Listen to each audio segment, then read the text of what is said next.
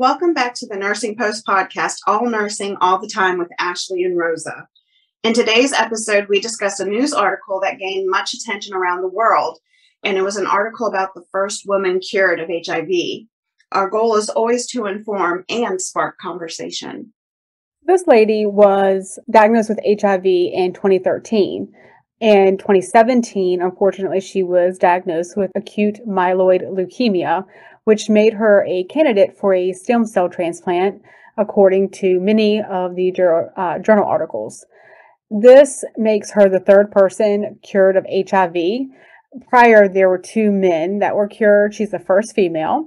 Her story is very different. It's the same concept, but it was not executed the same way, which kind of gets me kind of excited. It gets my nerd on to see how we are progressing into the future, especially being a little bit more inclusive to the ladies with HIV curing. Yeah, I would say that. And I think that this cure was an unexpected, in my eyes, like miracle, but that's neither here or there. Like, I don't think that's what they were trying to achieve, in the beginning of this. So it was just like a bonus and a addition to, trying to cure her cancer. So yeah, it was one of those things, I think, that like a happy accident. It was a thought process behind it, because they had to choose somebody that had stem cells that matched her, that also had the genetic mutation to, cure her of the HIV. Mm-hmm. But it was definitely one of those things that we didn't know how it was going to work. Specifically, because she was female and she was of mixed race. So there were a lot of different factors in there.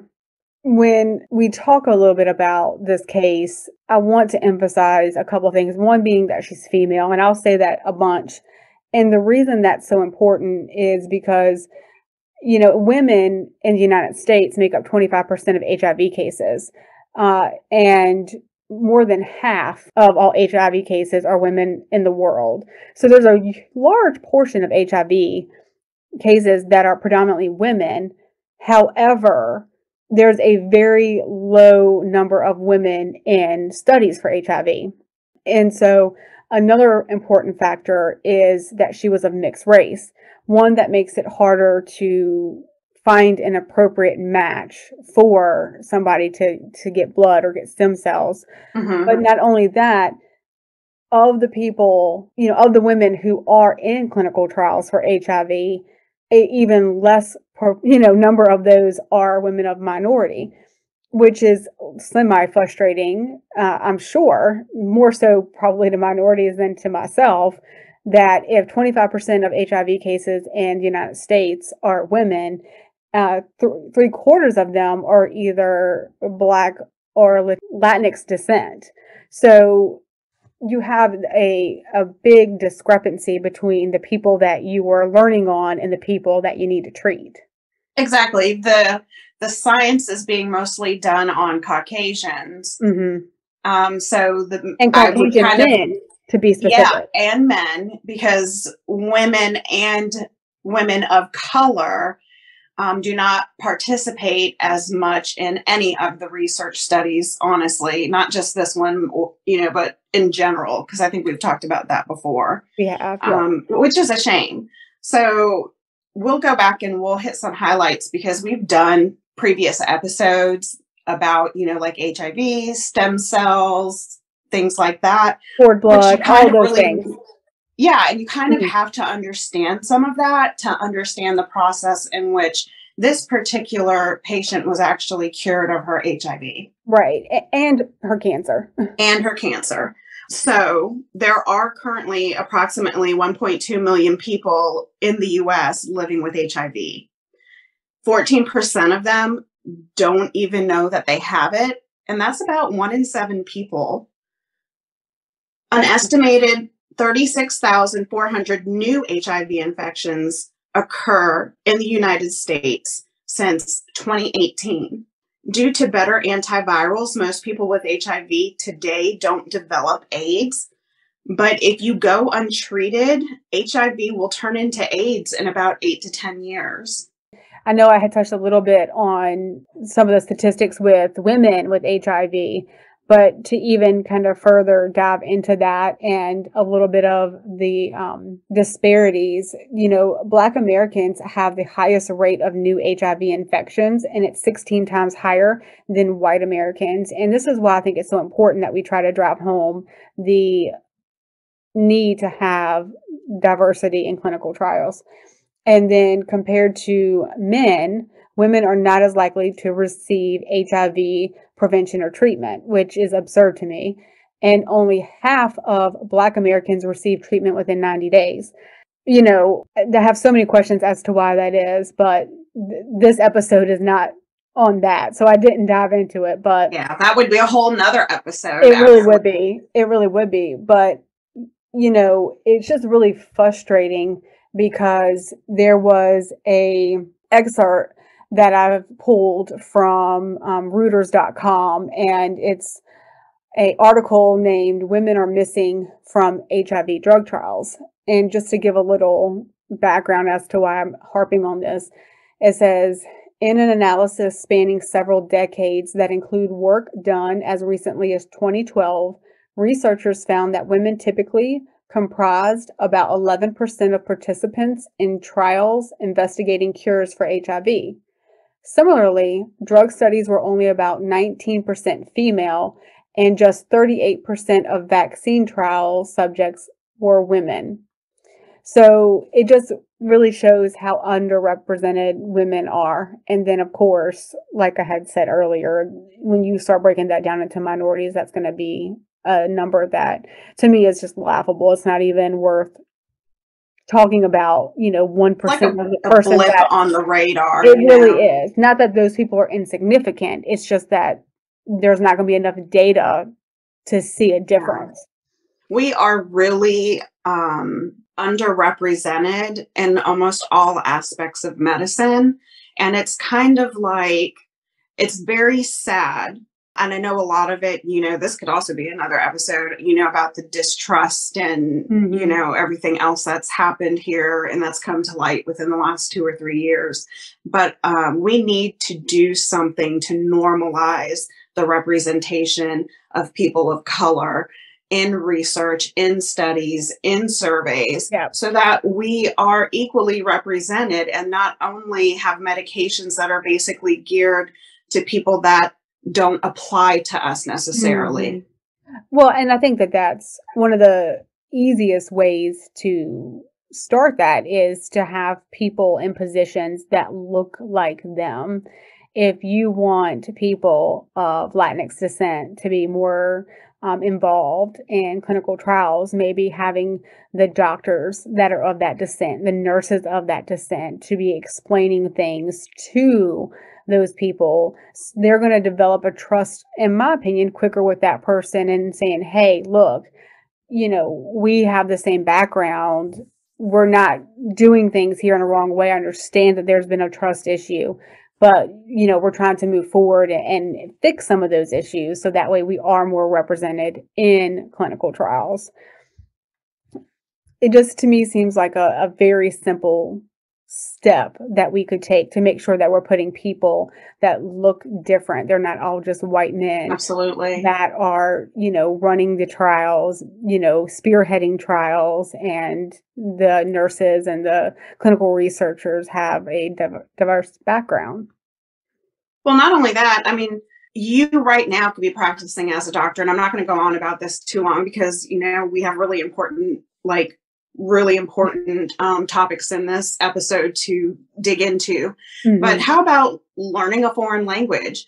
If you know that Spanish is like the second most spoken language in the United States, why not take it upon yourself to be able better communicate to your demographic of patients and pick up a language?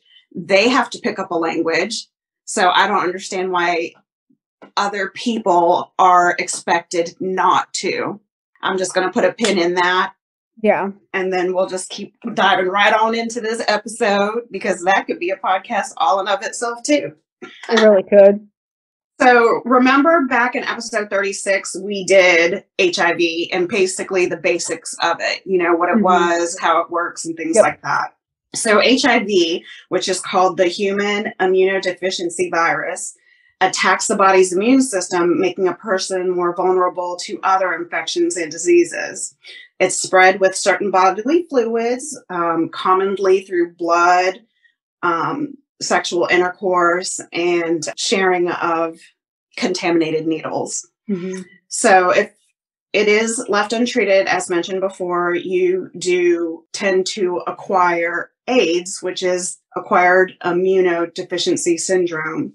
The important part here is to realize that you have to be tested, early detection, right? We all know that in medicine, that early detection is best. And HIV is treatable, even to the point today where you can have undetectable viral loads if you take your medication. So it's very important that you stick to those treatments. Those medications help reduce the amount of HIV that's in your body. And if you skip even just like one dose or one day or 1 week, that infection gets stronger and it mutates because it's a virus and that's its job. So now it's not going to necessarily be able to, for lack of better words, be tamed by your current medication regimen. So now it's like starting all over from scratch. So it's very important that you stick to your regimen. That way you help to reduce passing HIV to other people, and you help prevent the resistance from that medication and drugs to other people too, and to yourself. Because I'm sure if you were the person receiving or in consent with this person, that you would want them to be doing what's not only best for them, but what's best for you too. Exactly. And most people generally don't die of HIV or AIDS. They usually die because their immune systems are so compromised that they end up dying like from the flu or pneumonia or some other type of complication. Right, which is why there was a gap between this lady where she was HIV positive. She was on her medications, to decrease her viral load. And then when she was diagnosed with cancer, that's a whole different situation. Now, one of the important things that we have to realize in healthcare is the reason that this works essentially is because of chemotherapy. Without the chemotherapy aspect in this, none of it would have worked. And so I think that we kind of lose touch a little bit about what chemotherapy is and how it works. We hear it all the time. Cancer is so ubiquitous that it's become a normal conversation and a normal term in our everyday life. And we hear the word chemo, I think, associated with cancer all the time. I mean, that's one of those things that people ask when you tell them you have cancer. Oh, are you doing chemo and radiation? So we understand the term, but I don't know that everybody understands exactly what chemo is and how it works. Yeah, I don't think they understand what it actually does to the body. So I know you're really good at explaining that. Yeah. So basically, chemotherapy, whether it's a pill or IV or whether you're getting some kind of combination therapy, specifically chemo is meant to kill cells. It tries to specifically target abnormal cells, which is what cancer is, but there's no perfect medicine and your good cells are caught in the fire. And the good news is typically our normal cells regenerate pretty quickly. Abnormal cells, which are cancer cells, do not. So the nice part is hopefully we can kill off all the abnormal cells while your body is still fighting and trying to remake those good cells as fast as they can, and therefore leaving you with a very depressed immune system. Typically, cancer patients are always told to be very particular because they're prone to infection because essentially we're annihilating their immune system. Well, the good and the bad. Yes.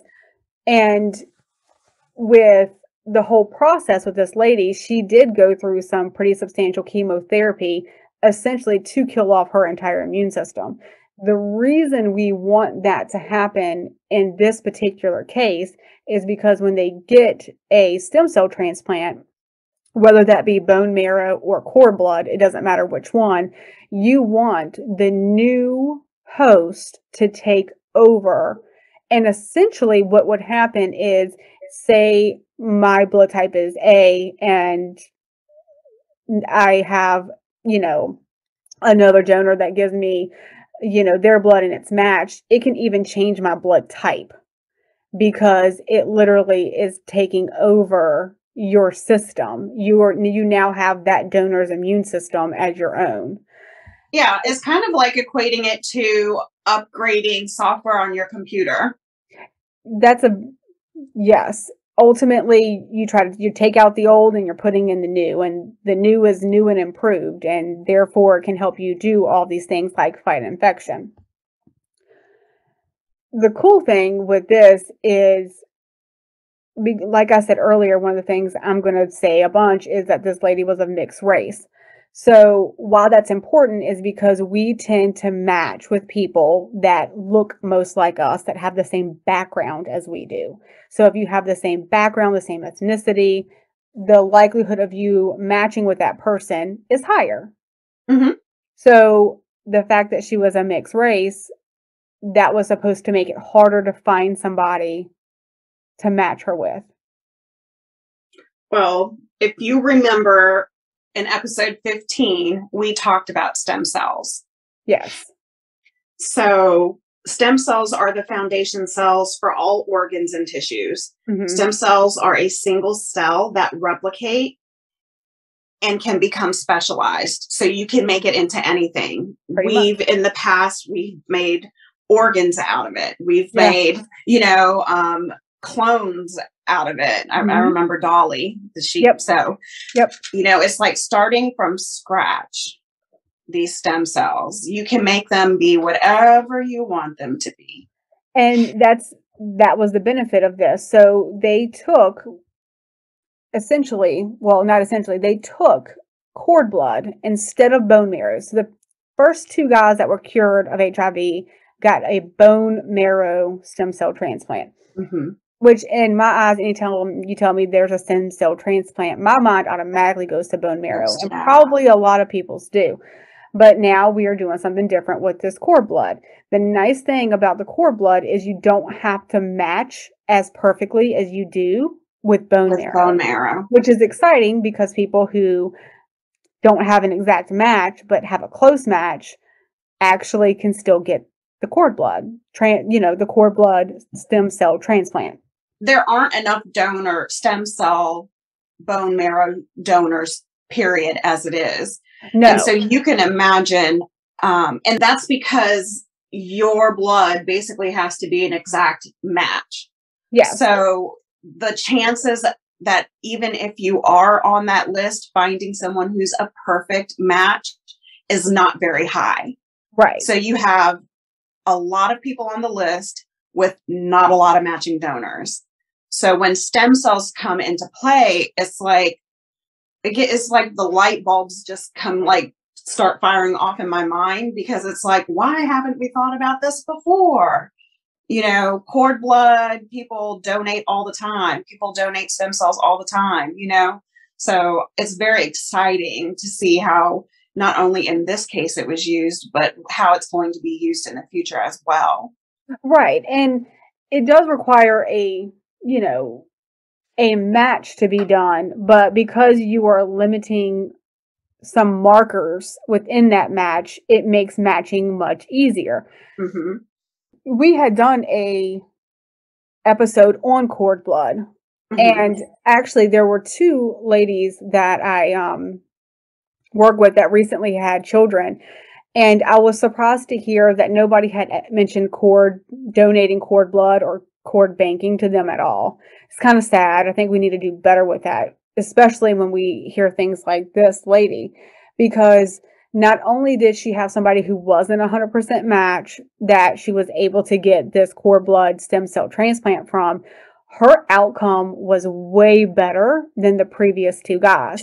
Now, absolutely. As a female, I'm biased. I think women are tougher anyways. I'm in agreement. A menstrual cramp and those poor suckers will be on the ground crying. Right. And, we're just like going on about our day. And so I'm partial to the fact that she's a lady of like, of course she did well.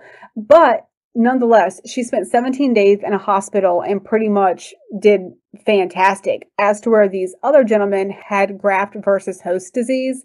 And that's pretty much where the new immune system was attacking the old one and like Mhm. causing an issue. It's amazing because one guy like had lost 70 pounds and almost died, had hearing issues from antibiotics, which that's a common issue with certain antibiotics.